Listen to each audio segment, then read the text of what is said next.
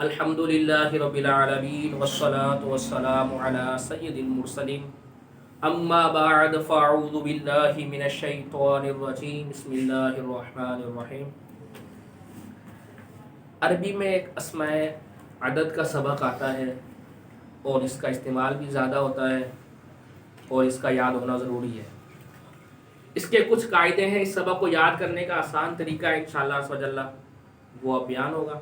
آپ اگر اس کو یاد رکھیں گے تو آپ کو اس میں سبق جو اس میں عادات کا سبق ہے انشاءاللہ یہ آپ کو یاد ہی رہے گا۔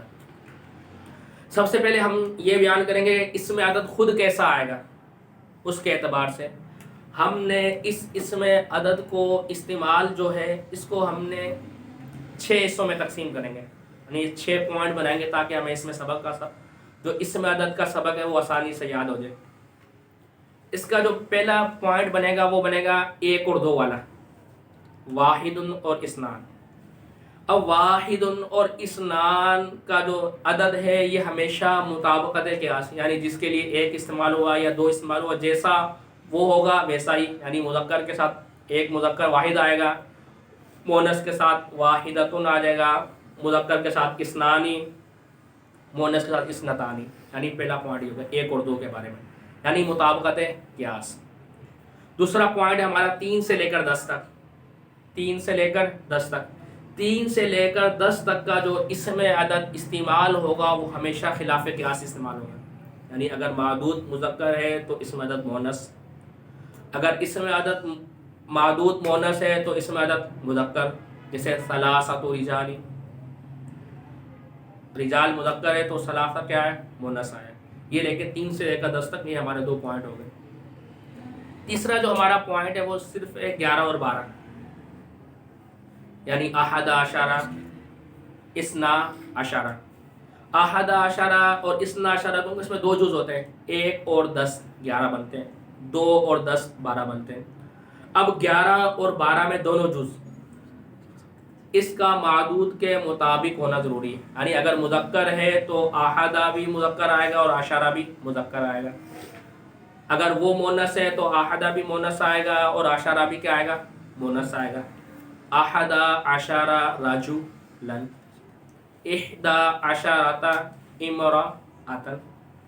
اب یہ ہو گیا مطابقت قیاس، 3 پوائنٹ ہو گئے۔ چوتھا پوائنٹ ہمارا ہے 13 سے لے کر 19 تک، 13 سے لے کر 19 تک۔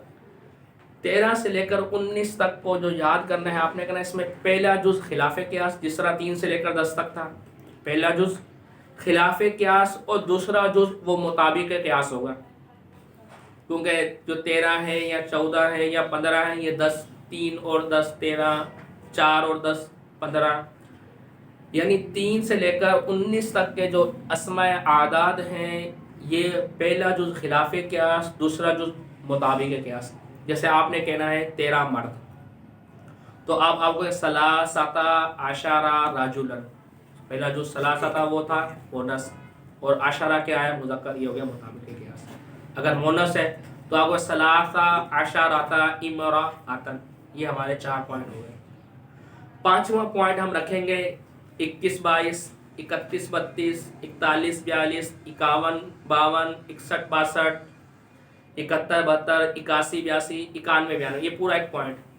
اس میں پہلا جز جو ہوگا وہ مطابق قیاس ہوگا، اور آپ کو پتہ ہے 20 کے بعد یہ دہائیاں شروع ہوتی ہیں، جو 20 30 40 50 60 یہ دہائیاں، اور یہ بدلتی نہیں ہے، ایک ہی جیسی رہیں گی بس، مذکر ہو تو بھی شروع نہ رہے گا، مؤنث ہو تو بھی شروع نہ رہے گا، نہیں دہائیاں نہیں بدلتی۔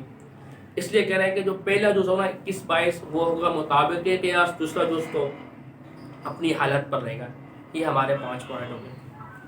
6واں پوائنٹ یعنی ہر گنتی کا 23 سے لے کر 29 تک، 33 سے لے کر 39، یہ 53 سے لے کر 59 تک، اسی طرح 93 سے لے کر 99 تک کے اندر پہلا جز خلاف قیاس، دوسرا جز جیسے ویسا رہے گا۔